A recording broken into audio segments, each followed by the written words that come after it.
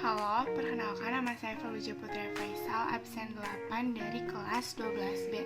Di sini saya akan memberikan sebuah apresiasi serta ulasan mengenai buku berjudul Pulang karya Leila Salika Chudori.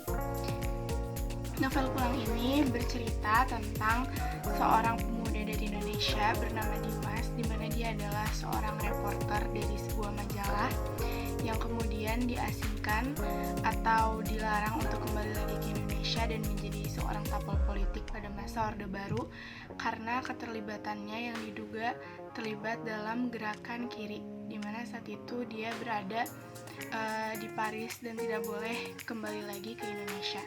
Buku ini berlatar belakang mengenai kehidupan Dimas.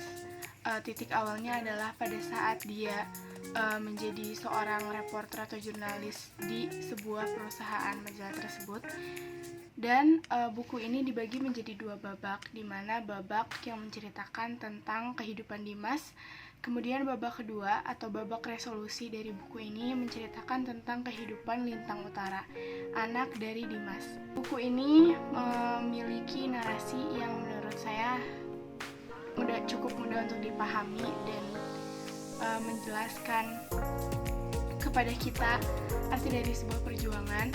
Buku ini juga mengangkat kisah Mahabharata, di mana nanti Dimas serta keluarga kecilnya selalu membicarakan atau mengibaratkan orang-orang yang ada di sekitarnya sebagai tokoh-tokoh di dalam kitab Mahabharata.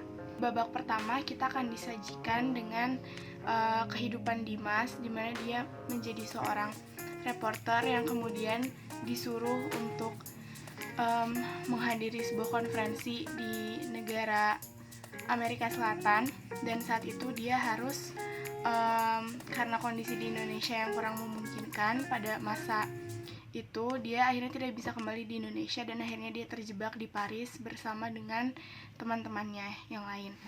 Nah, nanti di Paris dia akan bertemu dengan seorang perempuan dan dia akan menikah dengan perempuan tersebut.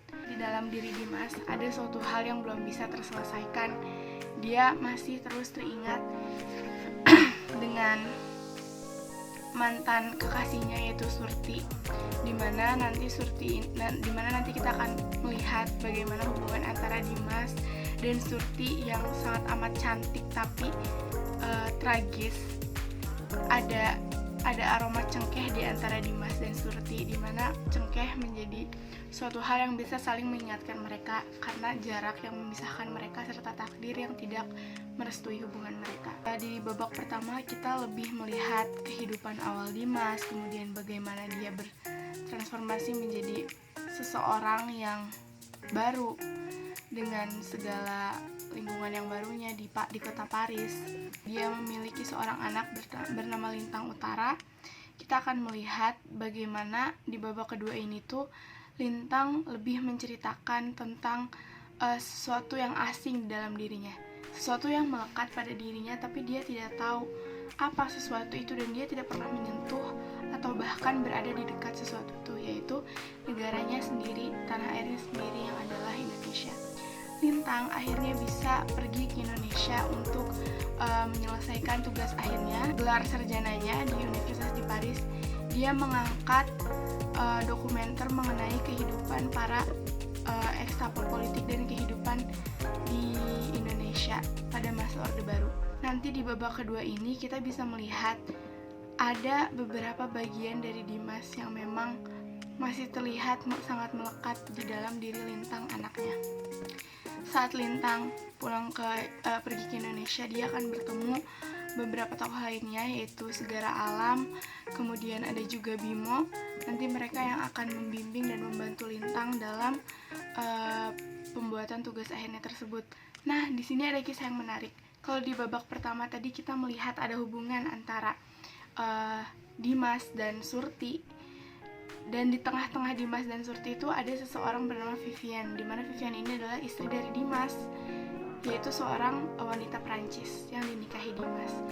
Di babak kedua ini kita juga akan disajikan kisah cinta segitiga seperti itu, tapi di sini yang mengalaminya adalah Lintang Utara, putri dari Dimas, yang dimana Lintang ini nanti telah memiliki seorang kekasih bernama Nara.